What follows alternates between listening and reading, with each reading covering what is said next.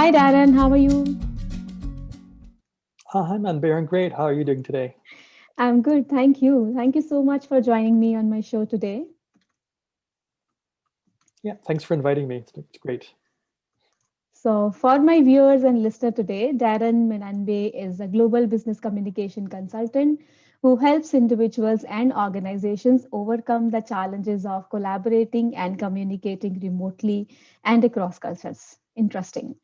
He is the creator of the presentation design thinking methodology, which melds design thinking and storytelling to create compelling human centered presentations.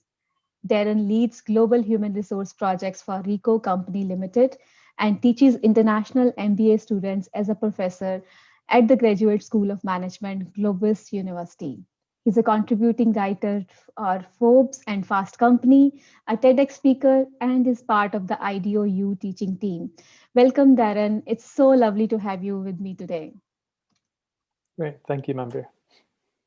Okay, Darren, you are passionate about remote teams, collaborations, Yeah. communicating in remote teams. So, though a lot has been spoken about that, but first things first, I would like to start the discussion with a question to you that what do you think? What are the pros and cons of remote teams? Because now we all have been forced to become remote Yeah. teams, right? Right. So, yeah.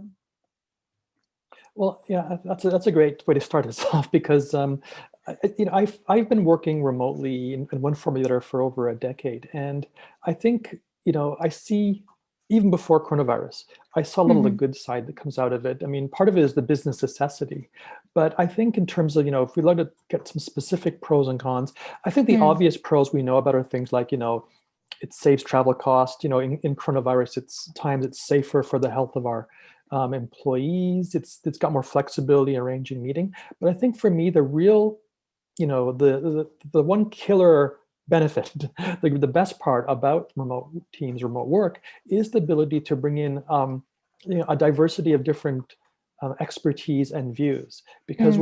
we're no longer limited by the people in our immediate work team, right? We can Yeah. reach out to people across the organization in different other companies, in universities, in different countries. If we're a multinational, we can kind of reach out to the whole global workforce.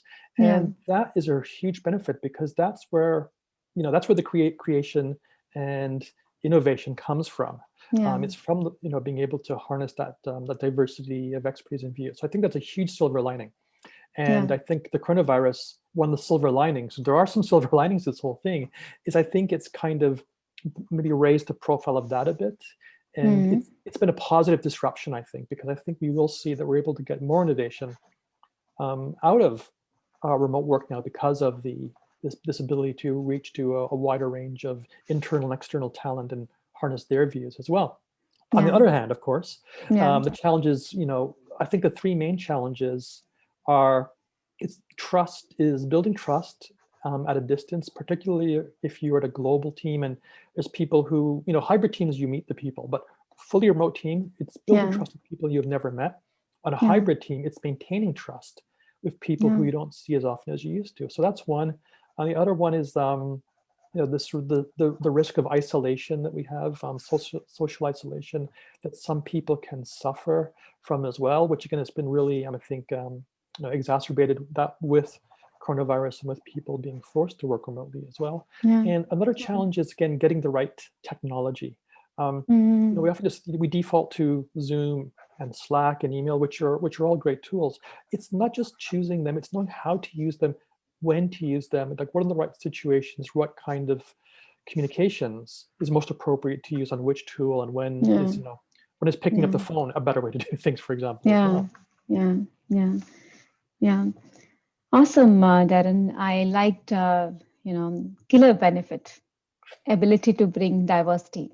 And I Yeah, think that's really a great benefit. I think countries now has no barriers.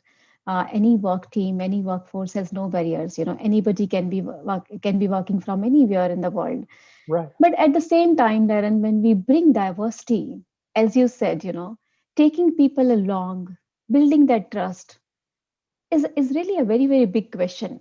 You know, Yeah.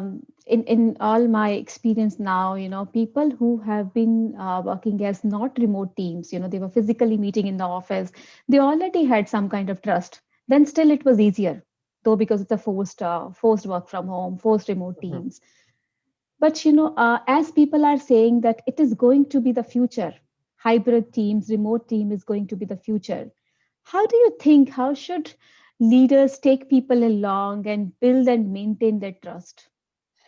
Yeah, this really is, again, it's the make or break for remote teams. And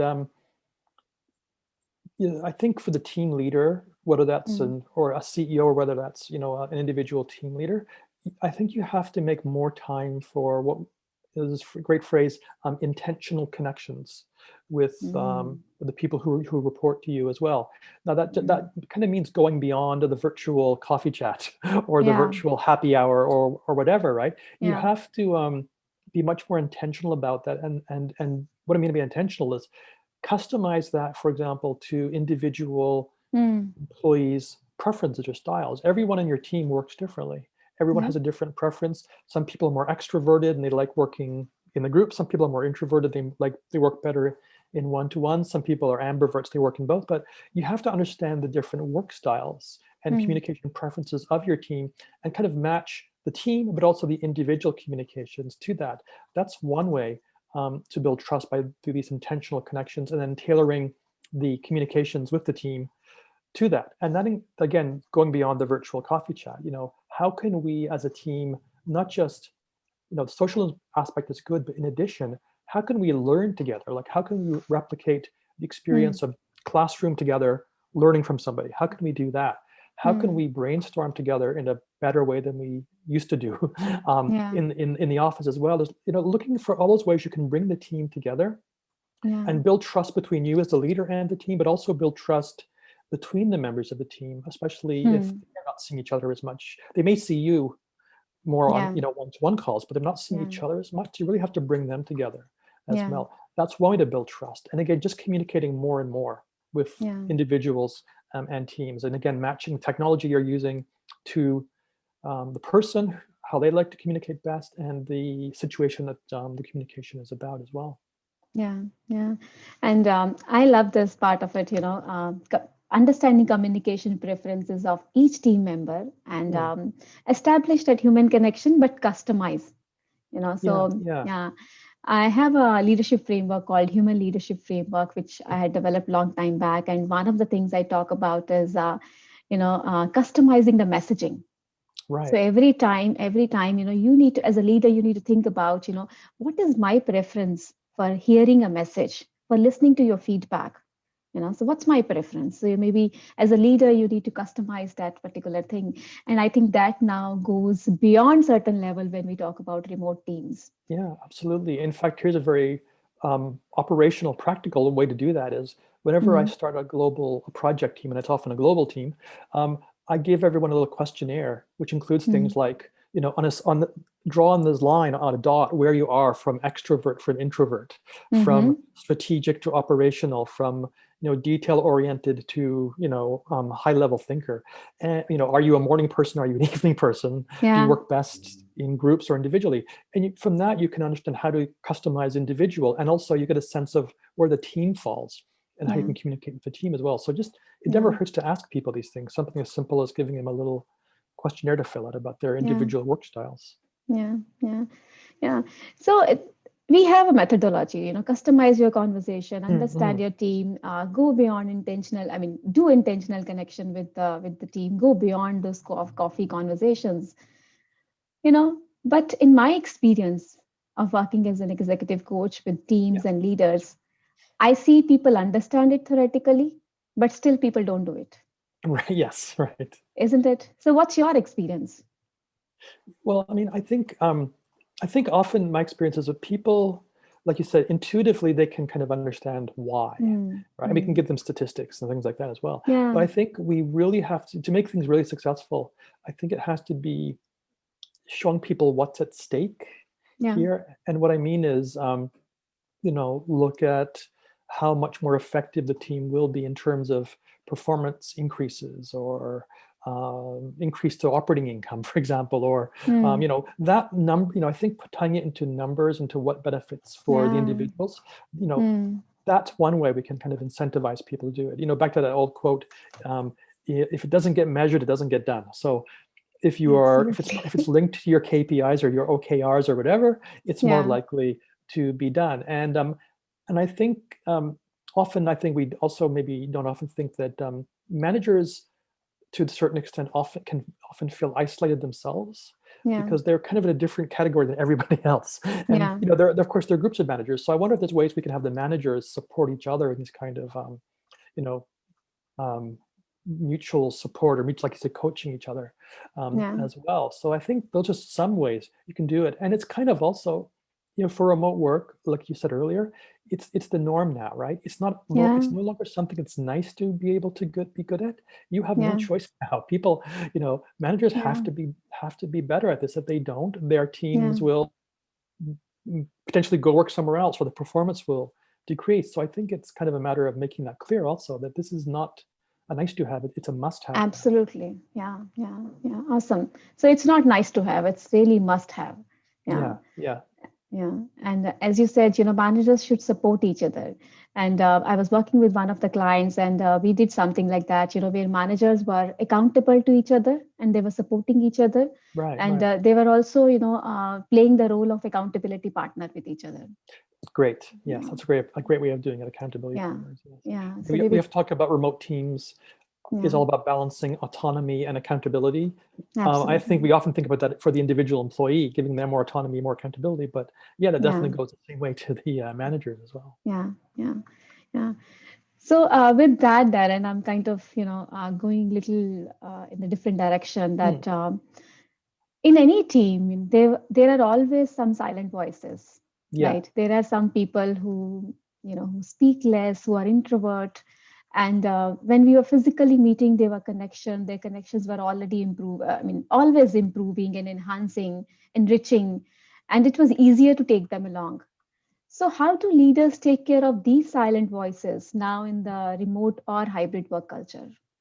this is really interesting because one thing I found. So I teach at the business school. And one of the Yeah, courses I taught was business presentations, which is all about communication. yeah, And it was an in-person course, of course, for 5 years. And then suddenly it had to become about presentations now online as well. What was yeah. interesting, I found, is that people who were previously quite shy in class became Mm-hmm. much more talkative when it was online, and they're much more likely to volunteer to present when it was just a screen and they could only see one or two faces than when they were Right. seeing the whole room. So I think we can leverage technology to help those silent voices to Mm, express themselves more, because if they're really painfully shy people, turn off the camera. Something as simple as that, right? I think it's often the eye contact that intimidates people, but I think we can really use mm, technology to help mm. people, kind of level the playing field a bit more for the people who are a bit shyer. We can always, tell things like, give them a heads up, right? On tonight's call, I'm going to call on you about this. Give them time to prepare, build their confidence up as well. I think it's about building confidence bit by bit. Those people, I think, Mm. are ways we can use remote meetings for doing all these things. And again, back to Yeah, the point about knowing their individual preferences yeah, and styles, yeah, you can gradually build their confidence and help them be, not less introverted, because we don't want to change them, but their behaviors in a call can change if they are kind of given that support from the manager, but also support definitely from their team members as well. I think their team members can go a long way to show that the views are valued of such yeah, people as well, because I think generally those people just lack confidence. yeah, But that's yeah. mostly what it is. And I think if the team leader Mm, and peers can build that up through the using technology the right way, and through giving them the psychological safety by letting them know it's yeah, we're in it for you. We want you to succeed. yeah, Um, that can go a long way towards that. But ultimately, it is the manager, team leader's job, or even the team leader. Even it's the meeting facilitator's job to mm, bring those people out. So I think the meeting facilitator, which may or may not be the manager, has yeah, to also be, watching the speaking balance of people who mm, are the people who talk too much, the people who don't talk enough, and kind of balancing it out. And yeah, just do a cold call if you have to on the people who are being quiet, yeah, right? I yeah, mean, it can work. I mean, I find people, another way of using mm, technology is Mm. webcam is very powerful because we can see the body language of people.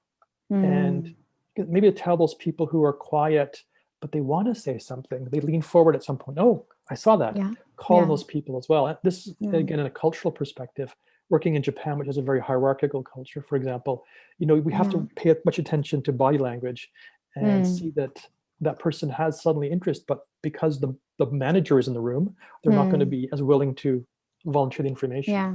Yeah. Yeah. Yeah. There's an awesome suggestion here, Darren, which I got is a team leader or a manager doesn't always have to be the facilitator. Yes, we Yeah. make that assumption often, right? Yeah, Yeah. yeah, exactly. We Right. assume that, as a leader, I need to facilitate the team. I guess that takes a lot of burden off from that shoulders, right?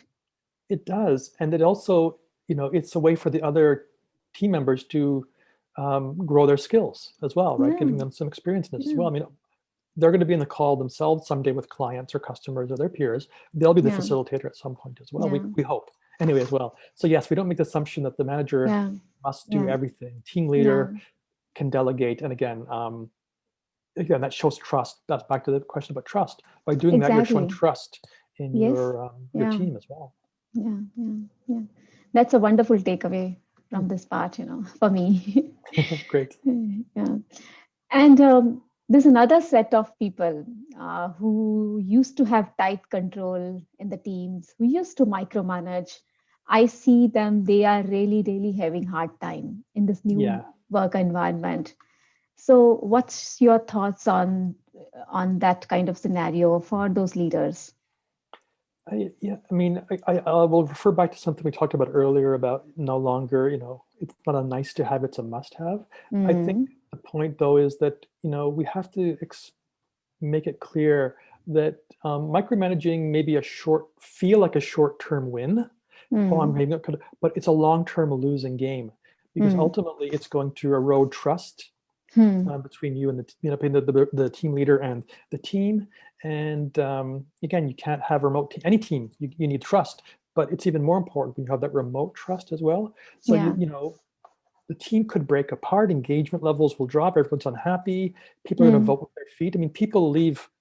As we know, the main reason for people quitting a job is it's the manager, right? yeah, And if you look more deeply, it's often because it's being micromanaged is actually the reason yeah, why people yeah, leave companies. So again, back to that point about showing people why it's in their best interests to do mm, this. Now, of course, again, we can tell them that and show them some practical impacts. I think what they can do, a few practical points, is thinking about assumptions. Go back mm, to your processes and tools and norms. You know, are all of them still necessary? They may have been valid when we were working in the office together, but how yeah, can we might have drop all the rules and processes and maybe give the teams more flexibility and freedom to choose their own way to do yeah, things as well. And I yeah, think, again, how do you focus on outcomes more? mm, Helping these such team leaders see that, mm, again, depending on it might depend on things like their performance reviews or their pay structure, their pay scales, but outcome usually is what matters more than process. mm, Um, and of course, it's less work for them.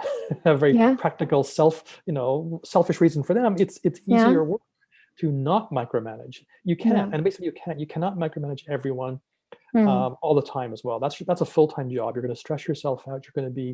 Your performance will drop as well. So you have to make that shift. And if you can frame that shift yourself in the mindset of how it helps the team, how it helps me, how it helps the organization, see the positive in doing this as well and letting go. yeah, The mindset shift, I think, has to be done before everything else can fall into place as absolutely. well. Yeah, yeah. For the micromanagers, that shift has to start from inside. It's a mindset shift. It is, yeah. And but again, throwing some numbers at them that relate to Mm, revenue, bonuses, performance. There's an yeah, incentivizer, I think, as well. yeah, yeah, But ultimately, I mean, I think it's more better to appeal to their intrinsic motivation about why it's going to help their team perform better, yeah, and feel their team's level of mm, engagement will be higher. I think appealing to those aspects of the manager's professionalism is yeah, probably more rewarding as well. yeah, yeah. That's right. Yeah. Thanks for sharing that. And with that, we have spoken about leaders, a lot about leaders actually. So let's bring organizations in. So, Mhm. there's a lot of pressure on leaders in this world right now to do this, to don't do that, a lot of things to do. How should organizations support these leaders to engage them, to help them engage their employees in this pandemic hit world? Yeah. You know, this is great because this is a lot of what I do in my day job as well Yeah. here. I think, a big part of it is, um, back to the point earlier about processes and tools, giving more choice ultimately, I think is what things boil down to. When Hmm. you give employees choice Hmm. or you give managers choice in how the work gets done or how they work or Hmm. when they work or where they work, these are Hmm. things that can make things easier for the manager and ultimately easier for the employees. So there's a great study that Gallup did a few years ago. They found that this is again pre-pandemic. Hmm. Employees work from home 3 or 4 days a week have the Hmm. highest levels of employee engagement. Oh, wow. That's the sweet spot, right? So Hmm. so how can, as an organization, how can you give your Hmm. workforce some choice like that? If Hmm. people want to come into work more, they can. If they want Hmm. to work from home, Laura, well, we'll talk Hmm. about that. But if you say, come into the office 1 or 2 days a week, you have a choice maybe about when, or you discuss with your team, do we all come in together? Do we come in one by one, whatever? But Hmm. these are the kind of choices you can give that will help the manager and help the teams perform better. So organizations have to be better at that, and they also have to be better, I think, at knowing that managers, the skill sets needed for leading remotely are very different from the skill sets needed to lead when you're co-located in the office. I think a lot of Hmm. organizations see it's the same as leading before, except now we have a camera. Yeah, Yeah, that's it's right. much more Yeah. than that. Again, Yeah. earlier about building trust. Um, Hmm. you have to lead differently when you're leading remotely. You have to Hmm. build trust differently. We talked about cognitive trust and effective trust, right? So Hmm. Hmm. cognitive trust is the trust I have in you as a professional to do the job, to get the work done. That matters much more for a manager in a remote work environment than it does in an office environment. So how you Hmm. show trust in your team is Hmm. different over remotely. So how do you, train or develop your organization's leaders to be better at that? Or even how do Yeah. you hire people, hire the Yeah. skill for the skill set like that as Yeah. well?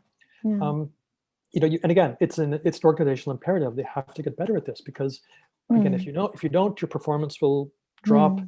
talent will move elsewhere, and your innovation will be down. So Yeah. it's really there's no choice about doing these things, and there are some Yeah. ways you can do it, giving choice, giving more flexibility, more Hmm. autonomy to the team leaders, so they can pass Hmm. that on to their teams as well. Yeah, Yeah. and in addition, you supplement that with this cognitive trust, and I Yeah. trust you to do the job. You're a professional. I know how Yeah. your performance. I won't bug you. Go do, I won't get in your way. That whole thing. How can I help you? That's always going to be a great question. What can I do to make your job easier? Let me know. Yeah. Ultimately, getting out people's way, back to the micromanagement point, will make a huge Absolutely. difference in the Yeah. remote work. And Yeah. again, as leadership style, it's more about the transformative leadership, like Hmm. being an inspiring leader, than it is more about the micromanaging and the leading by the Yeah. kind of carrot and stick as well. Yeah. Yeah. And leaders need to be intentional, as you said. And I think at the same time, organizations also need to be intentional, right? So Yeah, where are we yeah. heading to? Yeah, that's Yeah. right. And again, at an organization level, what skills do we need to be prioritizing differently? And how, we have to be more agile as well, because Yeah. as we saw, some organizations were very good at the transformation. Some were less Hmm. able to make the transformation when the remote work shift happened as well. So as an organization, how can we be more agile? That's an Yeah. important thing to think about as well. Yeah. Yeah. Yeah. That's right. Cool. And I've just recently written the book, Get Your Next Promotion. And how does all this, leading a good team, not micromanaging, engaging a team in the right way, help leader get to the next level? That Yeah, is getting the next promotion, basically. yeah, exactly. Right. I mean, I think you do this right, your team's performance is naturally going to be Hmm. going to be higher as Yeah. well. So that's back to Yeah.